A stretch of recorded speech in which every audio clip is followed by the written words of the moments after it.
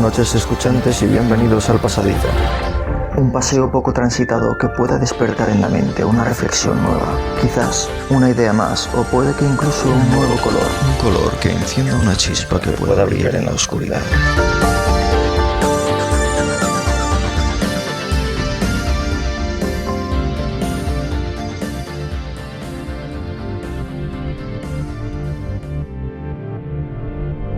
A lo largo de la historia, las especias se han empleado por sus atributos farmacéuticos y como mejora culinaria.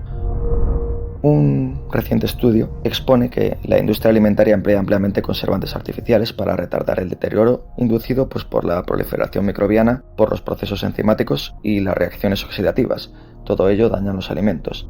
Sin embargo, la utilización de estos conservantes sintéticos en los productos alimentarios ha dado lugar a una gran aprensión entre los consumidores, derivada principalmente de los riesgos potenciales para la salud que plantean estos productos. Asimismo, estos riesgos abarcan un espectro de efectos adversos, que incluyen, por ejemplo, trastornos gastrointestinales, alteración de la microbiota intestinal, reacciones alérgicas, complicaciones respiratorias y preocupaciones varias, sobre todo propiedades cancerígenas. En consecuencia, los consumidores muestran una reticencia cada vez mayor a comprar alimentos en conserva o que necesitan la adición de muchos de estos aditivos. Las especias, conocidas por su valor antimicrobiano, se investigan por su potencial como conservantes de alimentos. La revisión que realizaron estos autores evaluó 25 tipos de especias por sus propiedades antimicrobianas inherentes y su aplicabilidad en la inhibición o bloqueo de varios microorganismos transmitidos por los alimentos, y sugiere más investigaciones futuras sobre su uso como posibles conservantes naturales de alimentos, que podrían ofrecer métodos más seguros y sostenibles para prolongar la vida útil. Es decir, esto era conocido desde el siglo XIII, XIV y anteriores, aunque solo fuera por ensayo y error. Pero las investigaciones futuras deberían profundizar en el uso de antimicrobianos naturales, como las especias, no solo para reemplazar los conservantes sintéticos, sino también para optimizar su aplicación en la seguridad alimentaria y extender la vida útil de los alimentos. Además, existe la necesidad de innovación continua en las tecnologías de encapsulación de agentes antimicrobianos, que es una de las posibles formas en las que se está trabajando. En cuanto a las propiedades farmacológicas de las especias, por ejemplo, la mostaza india. Su uso como aceite vegetal tiene otras aplicaciones, tanto en la industria biofertilizante como productos químicos y pinturas. Pero también la planta muestra propiedades medicinales debido a sus actividades anticancerígenas, antioxidantes y antiinflamatorias. Además, el aceite de mostaza es una valiosa reserva de ácidos grasos insaturados, lo que ha provocado un importante aumento de la demanda en relación con la oferta durante la última década. Su cultivo es a día de hoy tan importante que se ha mejorado su cultivo y se buscan nuevas vías para que se conserve. En los últimos años, las intervenciones nanotecnológicas también han abierto nuevas vías para la mejora de los cultivos de mostaza. Se han utilizado diversas nanopartículas metálicas y de óxidos metálicos como nanofertilizantes para mejorar estos cultivos, y también selección asistida por marcadores y otras intervenciones de ingeniería genética. Hasta este punto, se podrá decir que las especias siguen siendo a día de hoy importantes, según un artículo de Verma que se publicará en diciembre de 2024. En este sentido, Singh y Yadav publicarán en enero de 2025 un artículo titulado Avances nanotecnológicos en la detección de adulteraciones de especias y la validación de su autenticidad. Las especias, al ser un producto alimenticio y medicinal caro, son extremadamente susceptibles de adulteración en su forma procesada, con lo cual perderían sus propiedades más importantes. La adulteración no solo degrada la calidad de las especias, sino que también tiene muchas consecuencias peligrosas para la salud. Por lo tanto, se necesita un análisis rápido y preciso para evaluar los contaminantes de las especias. Por ello, se han llevado a cabo tecnologías con nanomateriales y herramientas analíticas basadas en nanotecnología, como los nanosensores y los nanobiosensores, que minimizan los inconvenientes de las herramientas tradicionales. Y, por supuesto, este tipo de tecnología, aunque cara, sigue compensando, dando a entender la importancia de las especias, que cada vez se utilizan más como nutracéuticos, es decir, como alimentos que tienen propiedades farmacológicas. Y, por supuesto, se siguen haciendo investigaciones descubriendo nuevos compuestos que puedan extraerse de estas y otras especias quizás menos conocidas en Occidente hasta la fecha, por desuso, etcétera, etcétera. Autores turcos publicarán en pocos meses un artículo donde exponen que el zumaque, que es una planta con flores muy consumida por sus beneficios para la salud y utilizada en preparaciones alimenticias como especia en la región mediterránea, es un arbusto alto o pequeño árbol con frutos rojos con drupa de una sola semilla y flores pequeñas de color blanco verdoso. El potencial nutracéutico y farmacéutico del zumaque lo convierte en un notable alimento funcional. En una revisión realizada por estos autores, analizan las propiedades fitoquímicas y nutricionales del zumaque como alimento funcional infravalorado. Los flavonoides, las antocianinas, los ácidos fenólicos y los ácidos orgánicos se han señalado como los fitoquímicos dominantes en el zumaque. Bien conocidos por sus propiedades farmacológicas, estos notables compuestos volátiles presentes en el zumaque le confieren un aroma único, que aumenta su aceptación por parte de los consumidores y su uso potencial en la industria alimentaria. Se ha evaluado el potencial antioxidante, antinociceptivo, antiinflamatorio, antidiabético, hepatoprotector, cardioprotector, anticancerígeno, antiinfertilidad y neuroprotector del zumaque en una amplia gama de actividades nutricionales y farmacológicas.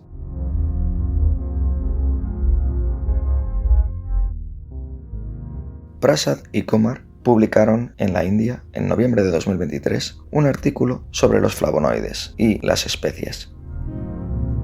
Los flavonoides son metabolitos secundarios de las plantas que se encuentran de forma natural en frutas, verduras, frutos secos, hierbas y especias.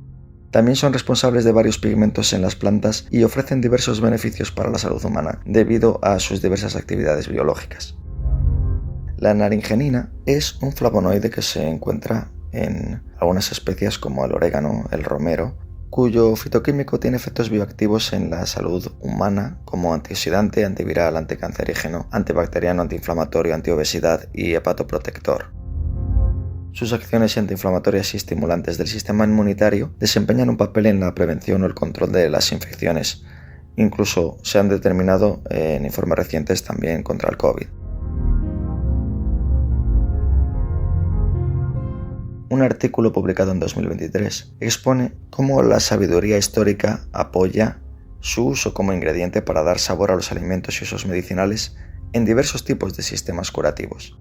Las especias y los condimentos no solo mejoran la calidad de los alimentos, sino que refuerzan el sistema inmunitario y aportan una nutrición sana que previene el riesgo de enfermedades crónicas. Un antiguo estudio revela también que una ingesta diaria adecuada de especias equilibra los 3 dosas del cuerpo humano: el vata, el pitta y el kapha. Los dosas, según el Ayurveda o medicina tradicional de la India, son también conocidos como los aires o humores vitales. Los 3 dosas están presentes en todos los organismos y determinan la estructura física y el temperamento de cada persona.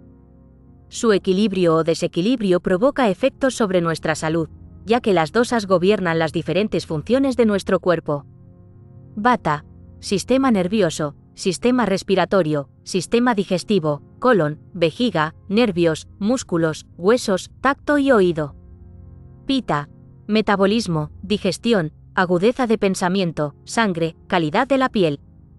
Kapha: tejidos, articulaciones, cabeza, cuello, pecho, brazos, grasa, gusto y olfato. El desequilibrio de estos dosas afecta directamente a la salud inmunológica y hace que el cuerpo sea susceptible a las enfermedades. Estas plantas tienen compuestos químicos especiales que, son responsables de su sabor aromático o picante y de sus acciones terapéuticas. Debido a su riqueza en fitoquímicos, las especias y los condimentos sirven de apoyo a las industrias farmacéutica, cosmética, nutracéutica y también perfumería, química, etc. aún a día de hoy.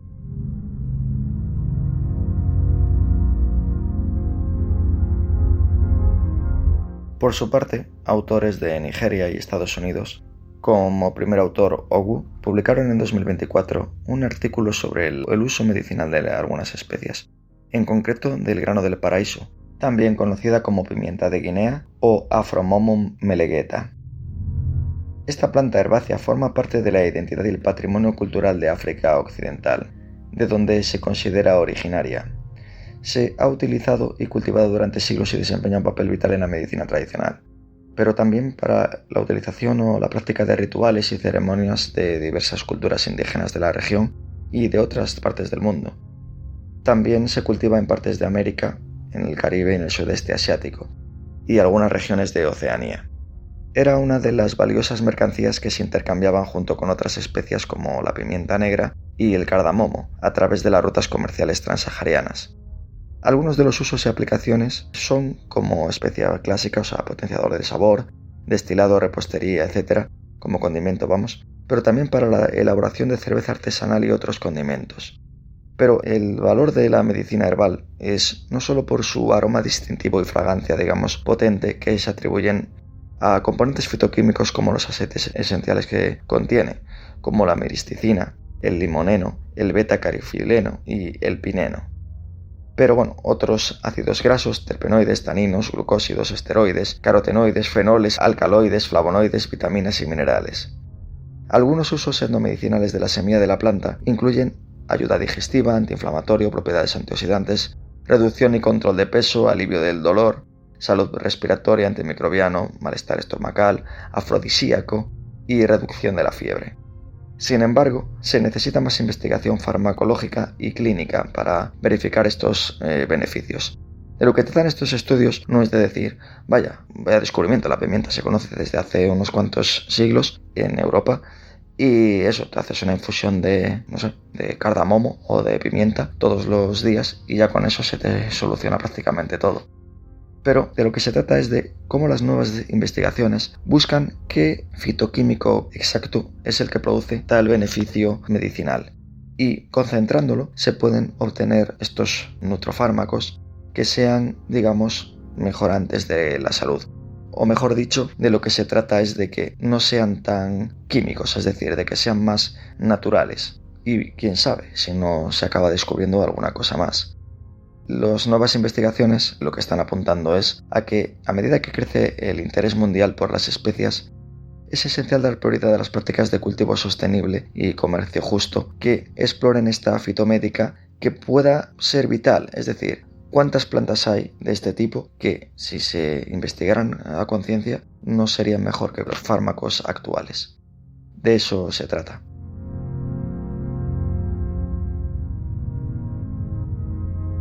Y aquí entran en juego las conspiraciones y verdades de hasta qué punto las grandes farmacéuticas no están interesadas en conseguir fármacos naturales sino en mantener cuerpos semienfermos dependientes de sus propios medicamentos. El eslogan de natural o realizado a base de plantas en anuncios, cajas y farmacias es solo marketing que responde a la demanda de la sociedad de menos fármacos, más naturales y sostenibles. Aunque en algunos casos interesa por su más económico proceso de fabricación, pero a la par elevan este precio sobremanera, al ser un producto más natural. Tampoco se trata de menoscabar los costosos tratamientos contra las enfermedades más difíciles por las artes de un curandero. En estas conspiraciones y verdades se dice sino aprovechar la ciencia actual en el hallazgo de nuevas sustancias naturales que no han sido descubiertas sino ocultadas o menospreciadas.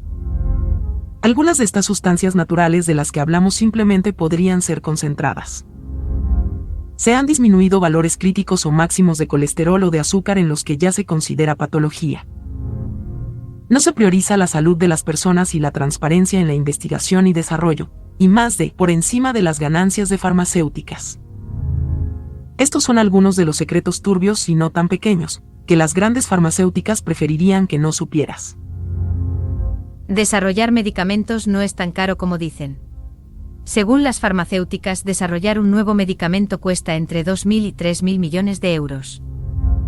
Sin embargo, se estima que cuesta entre 100 y 200 millones. ¿Pagas tus medicamentos más de una vez?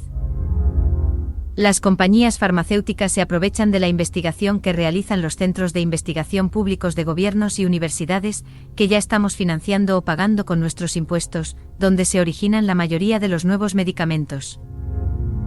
Reciben créditos fiscales e incentivos financieros para reducir su riesgo de inversión en I+D y luego privatizan y patentan los medicamentos resultantes.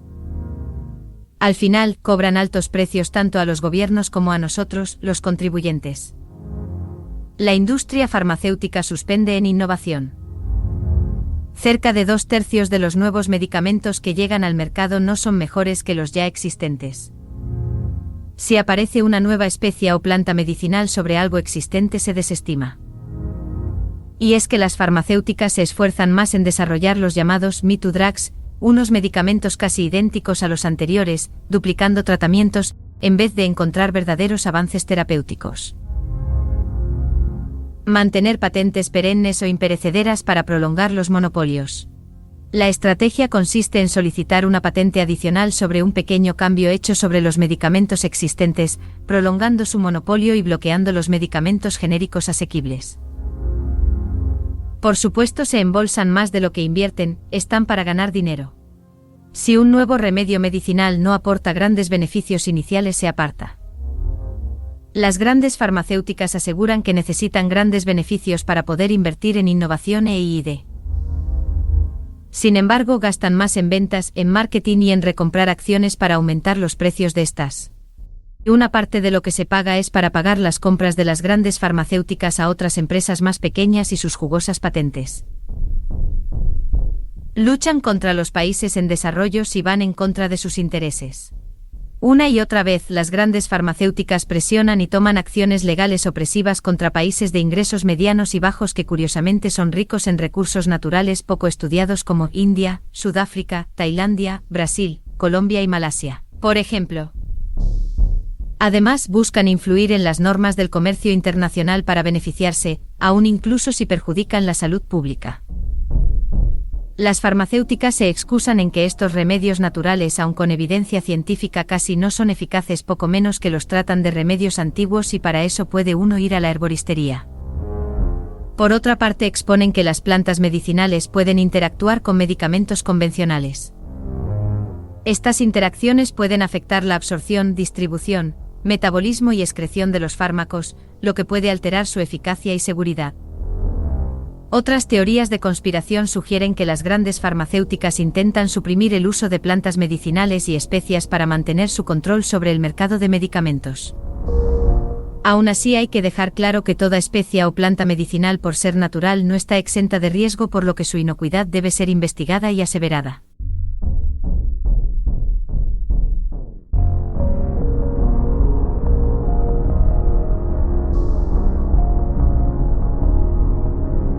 Sin embargo, no todo es conspiración. El proceso de investigación y desarrollo de un nuevo fármaco lleva más de una década. Según un centro de estudios especializado de la Universidad de Tufts, en Estados Unidos, costaría 2.200 millones de euros el desarrollo de un nuevo fármaco, incluyendo la investigación. No obstante, este centro estaba financiado por la industria farmacéutica. Lo más curioso es que se basó en 106 fármacos cedidos por 10 empresas, cuyos datos no se identificaron, ni siquiera de qué empresa se trataba ni qué fármacos. Y este cálculo es el que se ha utilizado en varias ocasiones como referencia para las principales patronales del sector farmacéutico, incluida la española Farmaindustria. Pero ahora, 2 investigadores de Estados Unidos han realizado una nueva estimación y no se trata de un fármaco cualquiera, sino un fármaco oncológico, uno de los más costosos actualmente. Y sus resultados apuntan a que el tiempo necesario suele ser de unos 7 años, con un gasto medio de 650 millones de dólares. Esta es una cifra muy inferior a la que se estaba tratando actualmente. Y para nada es un estudio baladí. El nuevo estudio se basa en datos públicos de 10 empresas farmacéuticas que sacaron un fármaco oncológico en Estados Unidos, en la década entre 2006 y 2016.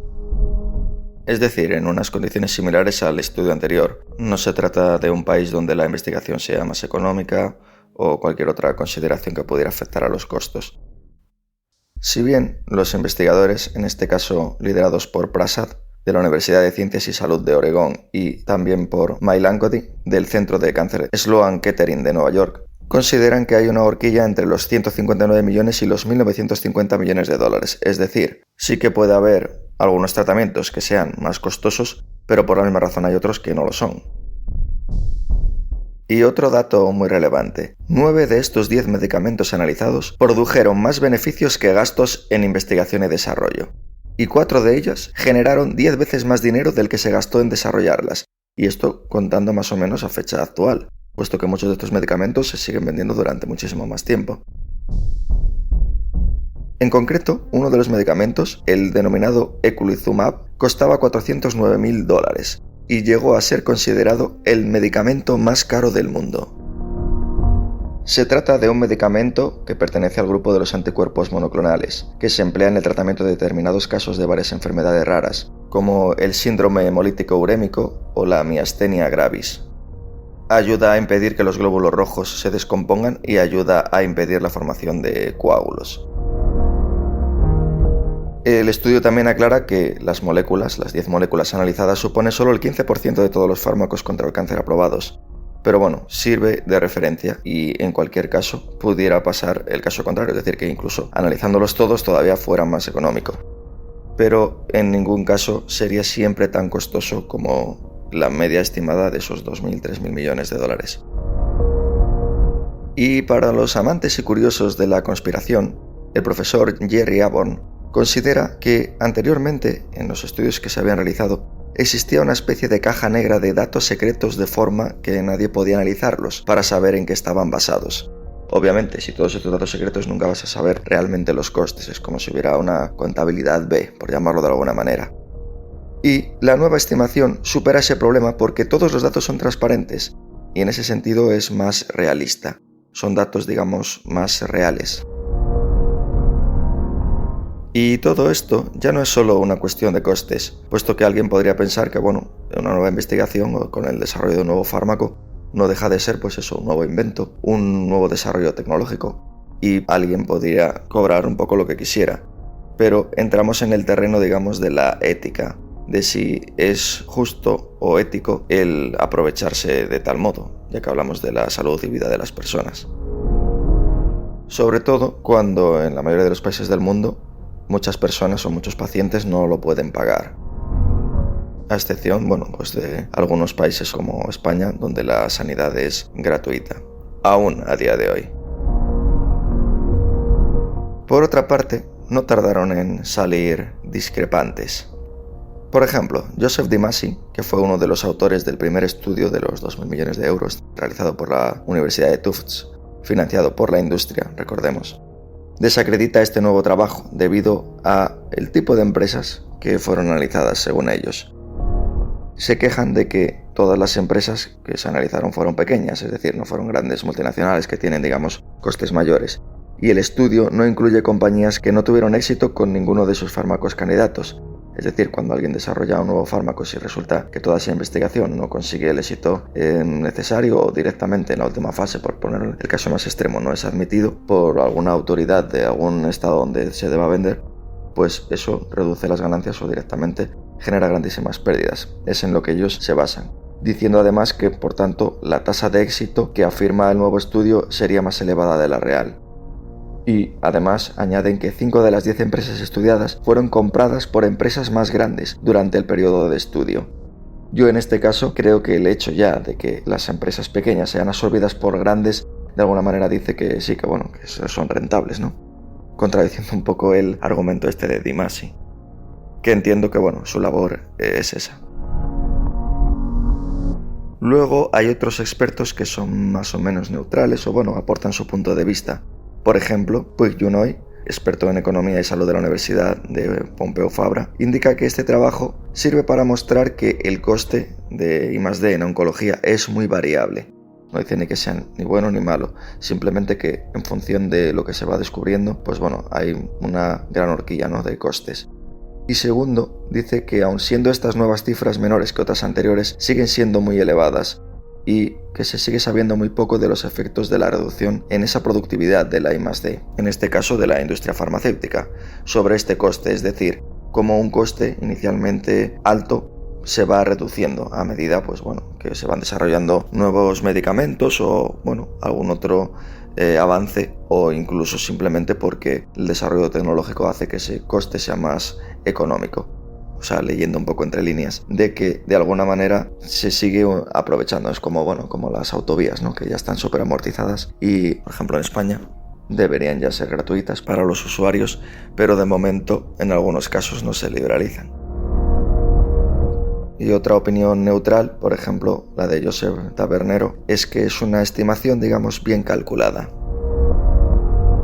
Tabernero, oncólogo del Hospital Vall d'Hebron de Barcelona, cita el caso de Kite Pharma, que es una farmacéutica que desarrolló una nueva terapia génica y que a su vez fue comprada por Gilead, una multinacional que pagó 10.000 millones de euros. Y uno de los fármacos estrella, como es este que estamos comentando, podría llegar a costar más de $700.000.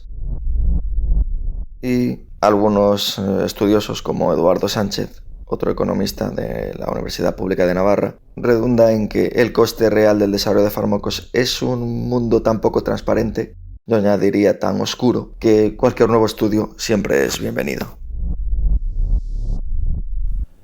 Muchas gracias por la escucha y buena semana.